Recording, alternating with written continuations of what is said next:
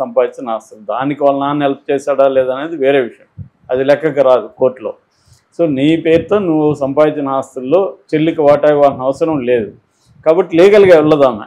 అందుకని దాన్ని పబ్లిక్లోకి మనకి చెప్తారు. ఎవరైనా మనకి చెప్తున్నారంటేనే వీళ్ళకి లీగల్గా వ్యవహారం లేదని అర్థం. పబ్లిక్లో చెప్తున్నారంటేనే. ఎందుకంటే పబ్లిక్లో ఎందుకు చెప్తారు వాళ్ళు? ఇతన్ని ప్రెజర్ చేయడానికి, ఇతనికి పొలిటికల్గా హాని కలిగిస్తే ఇతను సరెండర్ అవుతాడనేది ఆమె టాక్టిక్స్. సో ఇతను దాన్ని ఆ పరిస్థితిని రానియకుండా ముందుగా చూసుకోవాలి. నువ్వు ఇంట్లోనే క్రైసిస్ డీల్ చేయలేని వాడివి రాష్ట్రంలో క్రైసిస్ని ఎలా డీల్ చేస్తావు అన్న ఇది జనాలకి వెళ్ళింది బాగా. దాన్ని తెలుగుదేశం కూడా చాలా ఆర్గనైజ్డ్గా బలంగా తీసుకెళ్ళింది. ఆ రకంగా జగన్కి చాలా పెద్ద తలనొప్పి. వేమన అన్నట్టు చొప్పులోన రాయి చెవిలోన జోరీగా ఇంటిలో ఉన్న పోరు ఇంతింత కాదయ్య అని వేమన పద్యం ఉంటుంది. అలాగే ఎప్పుడైనా నువ్వు ముందు ఇంట గెలిచి రచ్చగలవాలంటారు. అలాగే ఇంట్లో సమస్యను పరిష్కరించుకోలేకపోతే అక్కడే చంద్రబాబుకి జగన్ కూడా కంపేర్ చేస్తే చంద్రబాబు ఆ విషయంలో సక్సెస్.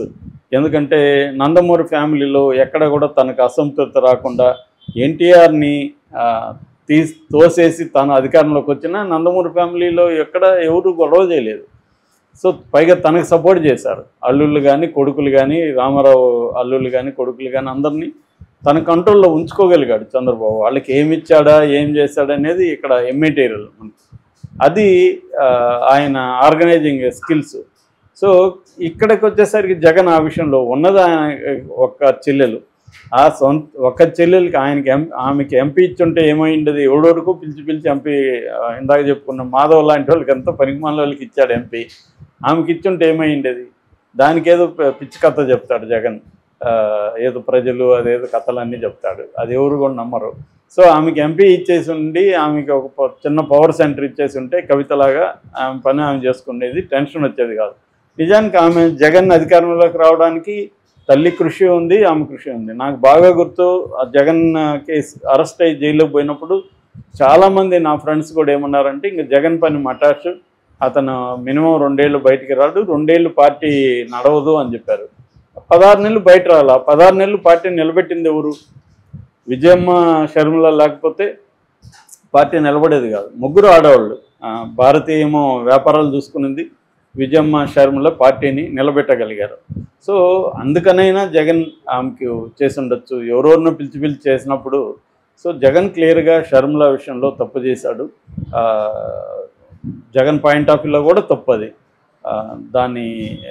అది ఫెయిల్యూర్ ఖచ్చితంగా జగన్. అది ఇంకా ఫెయిల్యూర్ ఎక్కడంటే తల్లిని కూడా దూరం చేసుకోవడం. కనీసం తల్లి బ్యాలెన్స్గా ఇద్దరి వైపు లేకుండా ఉన్నా కూడా, తటస్థంగా ఉన్నా కూడా జగన్ హెల్ప్ అయ్యేది. కానీ ఆమె తటస్థంగా ఉండే పరిస్థితి లేదు ఆమెకు కూడా. ఎందుకంటే ఇటు పక్క ప్రెజర్ ఉంది కూతురు పక్క, ఆమెకు కూడా కూతురికి అన్యాయం జరిగిందన్న ఫీలింగ్ ఉంది. దాంతో ఆమె అనివార్యంగా అటు పోవాల్సి వచ్చింది. Okay sir, thank you. GV Reddy ఇష్యూను డైవర్ట్ చేయడానికి చంద్రబాబు ఇది చేశాడని తెలుగుదేశం వాళ్ళే అనుకుంటున్నారు. నిజానికి ఈనాడు లాంటి పండుగ చేసుకుంటున్నారు, కానీ ఈయన అరెస్ట్ అవడంతో తెలుగుదేశం సోషల్ మీడియా ఏం పండుగ చేసుకోవట్లేదు. ఎందుకంటే వాళ్ళ కోపం వస్తూ ఉంది. కావాలని జీవీ రెడ్డి విషయాన్ని డైవర్ట్ చేయడానికి చంద్రబాబు ఈ పని చేశాడు. వాడికైతే కావాల్సిందే, కానీ ఇప్పుడు అరెస్ట్ చేయడం టైమింగ్ వచ్చి దీనికోసమే అనేది వాళ్ళు ఫీల్ అవుతున్నారు.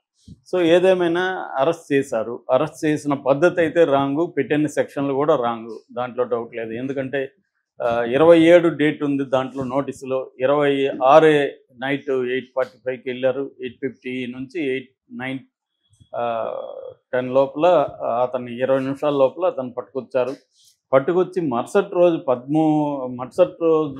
1 o'clock వరకు అతన్ని తిప్పారని చెప్తున్నారు రాత్రంతా.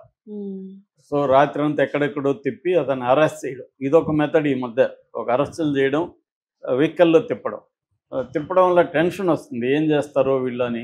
రెండోది అతనికి 66 ఏళ్ళు, హార్ట్ ప్రాబ్లం ఆల్రెడీ ఉంది. సో అవన్నీ కూడా అతను చెప్పాడు. ట్యాబ్లెట్లు వేసుకొని, భోంచేసి ట్యాబ్లెట్లు వేసుకుని బయలుదేరుతా అంటే కూడా దానికి ఒప్పుకోలేదు.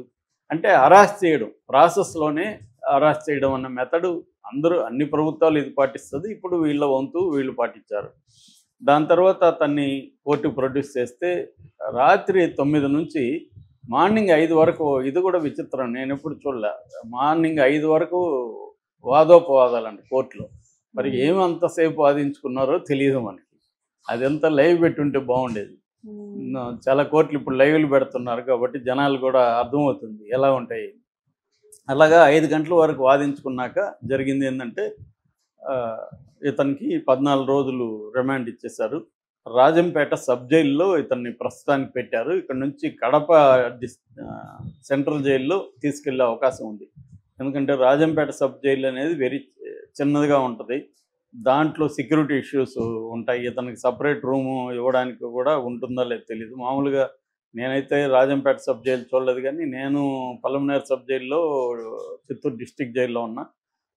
చిన్నవి ఉంటాయి అవి, చాలా చిన్నవి ఉంటాయి. 3 బ్యారక్స్ 4 బ్యారక్స్ అంటే పెద్ద సెల్స్ 3-4 కంటే ఎక్కువ ఉండవు. అందులో చిన్న ఒకరు బట్టేది ఆల్మోస్ట్ ఉండదు. ఎందుకంటే ఎక్కువ మందిని పెడతా ఉంటారు. ఎక్కువ మంది ఆ జైల్లో మామూలుగా సబ్ జైళ్ళల్లో దాదాపు 90-95% రిమాండ్ ప్రెజెంటర్స్ని పెడతారు. కాబట్టి అక్కడ ఖైదీలు నిరంతరం ఫ్లో ఎక్కువ ఉంటుంది అన్నమాట. సో ఇతను కొద్దిగా విఐపి ఖైదీ కాబట్టి ఇతనికి సెక్యూరిటీ దృష్ట్యా సపరేట్ సెల్లో పెట్టాలి. పెట్టి ఒక ఖైదీని అతనికి అటాచ్ చేయడం కానీ లేకపోతే బయట ఒక వార్డెన్ పెట్టడం కానీ జరుగుతుంది మామూలుగా విఐపీలు. నిన్న కూడా వంశీ విషయంలో కూడా కోర్టు ఒక వార్డెన్ని బయట ఇతనికి ఎప్పుడు పెట్టమని చెప్పింది. ఎందుకంటే తనకేమన్నా హెల్త్ ఇష్యూస్ వస్తే ఎవరికి చెప్పుకోవాలి? పక్కన ఖైదీ ఉంటే ఇతనికి ఇబ్బంది అవుతుందని అరిసో గిరిసో పిలుస్తాడు. ఇప్పుడు అతనికి ఏమన్నా అయ్యిందనుకో నైట్, అతని ఇబ్బంది అవుతుంది కదా, ఎవరికి చెప్పలేడు. అందుకని ఒకరిని పెట్టమని అతను అడిగితే వీళ్ళు ఇంకా అది ప్రొవైడ్ చేయట్లేదు. ఇప్పుడు ఇతనికి కూడా అలాగా రాజంపేటలో పెట్టారు. ఇప్పుడు 2261 ఖైదీ నెంబర్ కూడా ఇచ్చారు. అయితే కొట్టారు అన్న వార్తలు కూడా బయటకు వస్తున్నాయి. ఎందుకంటే ఈ సాక్షి డీటెయిల్గా రాసింది వీళ్ళ ఎట్లా టార్చర్ చేశారు ఇతన్నని. దాదాపు ఎస్పీ వచ్చి ఇతన్ని విచారించాల్సిన అవసరం ఏముంది ఈ కేసులో?